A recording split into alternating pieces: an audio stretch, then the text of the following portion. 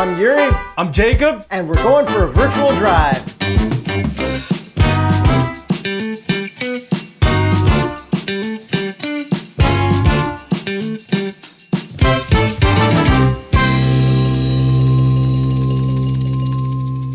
...2021 Hyundai Elantra. And if this is the first video of ours that you're watching, make sure you watch some of our other videos because normally we get to drive these cars. Build boost. Send. Oh my. Did it lift there? I'm pretty sure it did. Holy shit. So this one has been completely redesigned. It looks wild, but let's start with the horsepower and torque. 147 horsepower, 132 pound-feet of torque from a 2-liter naturally aspirated 4-cylinder, and there's also an all-new hybrid with 139 horsepower, 195 pound-feet of torque from a 1.6-liter naturally aspirated hybrid. And the 2-liter naturally aspirated 4-cylinder is mated to an IVT, which is Hyundai's version of a CVT. The hybrid's actually made it to a 6-speed dual clutch. Yeah, they put a dual clutch with the hybrid. Okay, so that sounds pretty slow. Yeah, that's kind of where it should be, but the hybrid is probably the biggest news now. But let's get into the looks because that's the craziest part. They made this thing look completely new and triangle-y. Yeah, so this is the 7th generation of it, and it's lower, longer, and wider, just like every other car that they're making right now. Everybody just wants to make a 4-door Lamborghini Huracan so badly. Yeah, and this thing also has a jet-inspired interior, which we'll get to later, because everything has a jet-inspired interior now. Okay, so starting with the overall looks, the last generation added triangle headlights, which nobody liked. The one before that, everyone loved. And now this one went full triangles everywhere. What is this design style called? Hyundai is calling this parametric dynamics. So I think somebody at the design team just loved triangles and they said, we're gonna make triangles work. Yeah, they even said triangles are a thing that nobody does in car design. And like, to be honest, they knocked it out of the park with the whole triangle thing. But they also called it sensual sportiness and like 100 other gimmicky names. I think this thing looks so much better than the previous triangle version. Totally, 100%. Starting with the front end, the grille looks just like the grille from the Sonata. Yeah, and the headlights kind of resemble somewhat of the same shape, except I don't like how it looks from the front 3/4. I really like how it looks from front dead on. Yeah, I like how they chiseled down the grille. Everything is very angular. And then back to those headlights, the DRLs do look really cool. They're like lines that come all the way across, but the whole shape of it triangles up at the sides. Yeah, honestly, from the front, this thing looks pretty premium. Like, it looks almost luxurious, I should say. It's future. So moving on to the side, that 3/4 view is where you can really see the triangles in the doors. This guy went crazy. Whoever designed this, I know it's not one guy, but there's just so many triangles in the side of the doors. Yeah, so if we look at the side, that's where the biggest triangle is. And then we've got that one big line that goes right through the middle that connects from the middle of the car at the rear bumper and at the front bumper, which is a very cool design feature. And one cool thing that I noticed in the window trim, there's like these air Vortex Generator things. Looks pretty aggressive for this kind of car. To me, it kind of just looks like a fake vent that they put on 90s Mustangs near the door. Like, it's just dumb design stuff to make things look cooler, but has no function at all. And I think the wheels that they chose for this generation are really nice. They kind of look like Veloster turbo wheels. Yeah, some of the wheel choices are cool, but some of them aren't really that good. And the size of the wheels and the wheel gaps and everything, I think that's where some of the design falls apart. Like, the body lines are great, but once they get to the N-line version, which they announced will be coming, then I think it'll look really, really good.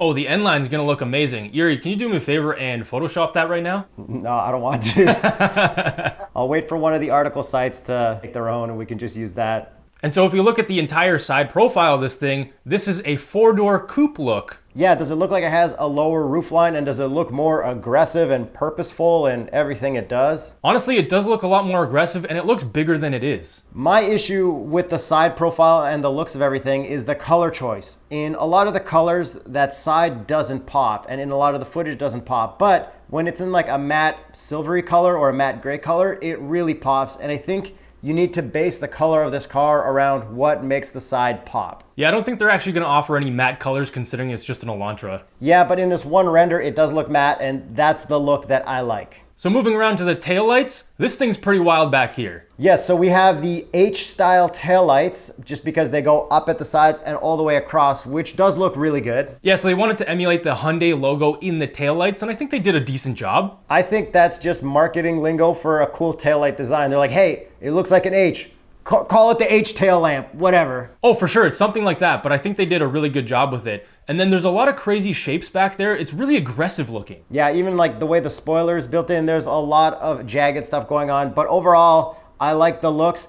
But how about the exhaust tips? Yeah, they're definitely fake, but they're like not overly fake, but you know that there should be an exhaust there, so I'm not really sure how I feel about that. I think we just need 3 years of people phasing out exhaust tips, and then all of a sudden we'll just never have exhaust, and it'll just be a whole new design style. Because the thing is, they're not hiding it that badly like Mercedes kind of does. This is kind of like Audi style. So overall, looks-wise, how good does this look? I think they nailed it. It looks incredible for being just an Elantra. Like, this is an entry-level car.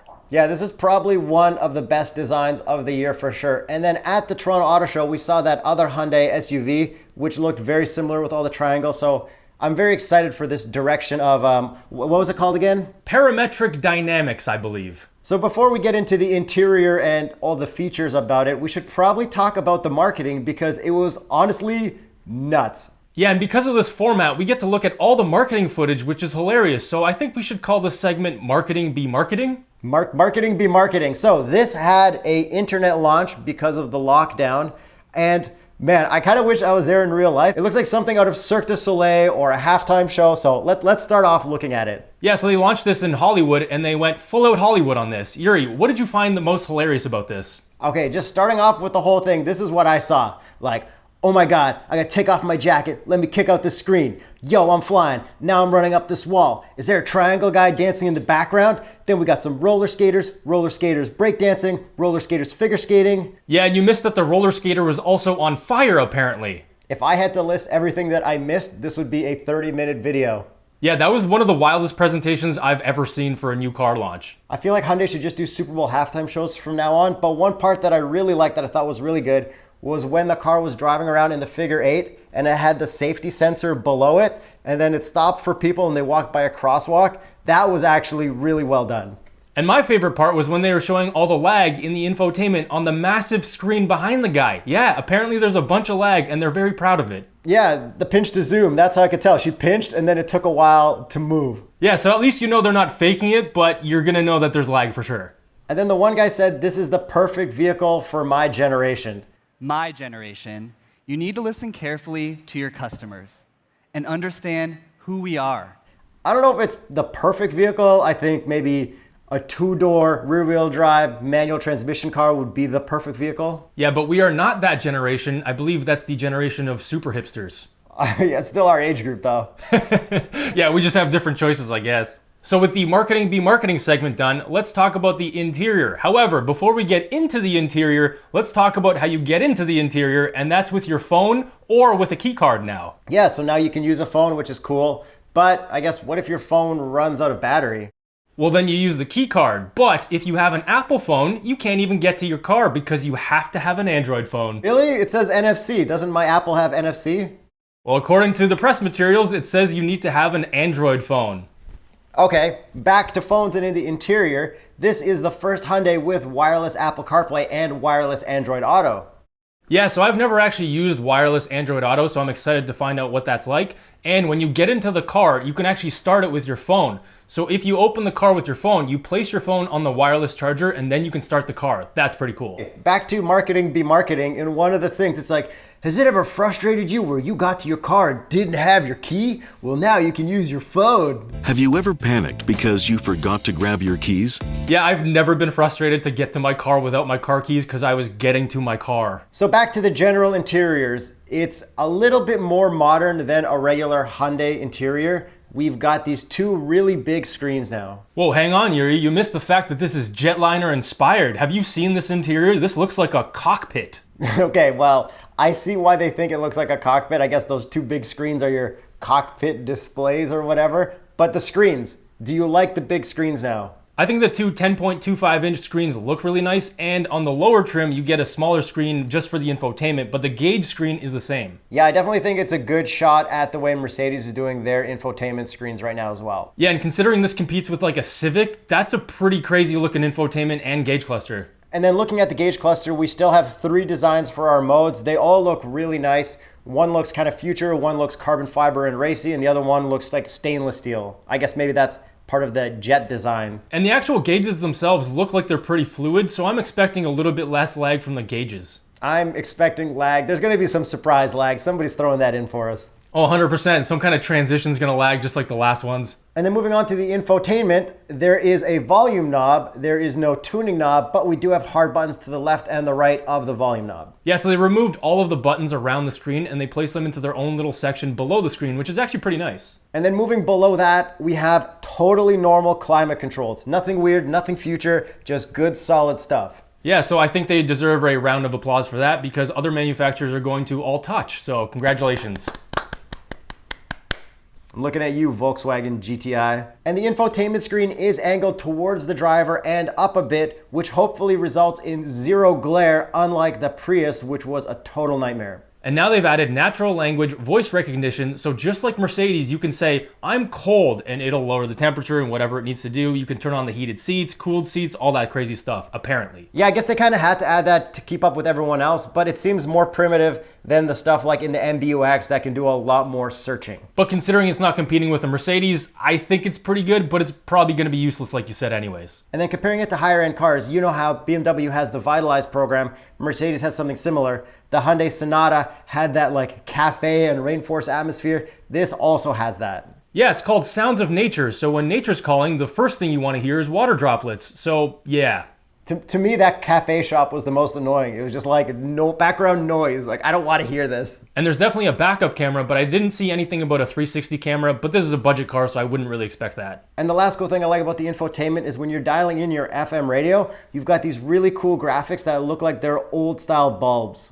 And the last thing I want to mention about the infotainment, which brings us to the rest of the interior, is 64 colors of mood lighting, and it looks pretty nice. Yeah, it's only a line really across the dash. I doubt we're gonna have really cool lights like the Mercedes have, but I guess it's a good attempt to kind of have some flair. I'm pretty sure Mercedes also has 64 colors. Yeah, but they've got cool lines. It's not just about what colors you have, it's how you put them places and what they look like. I personally think it looks really nice. So back to that jet-inspired cockpit, it's called the Immersive Cocoon, and it has a passenger grab handle. Yeah, we're starting to see that in a lot of jet-inspired cars like the Jaguar F-Type as well. To be honest, I don't think this thing is going to corner anywhere, and nobody's going to need to use that at all. Well, apparently this has a suspension tune that feels taut yet comfortable and minimizes unwanted body roll while maximizing wheel impact absorption. That's not me saying that, that's marketing. Marketing be marketing.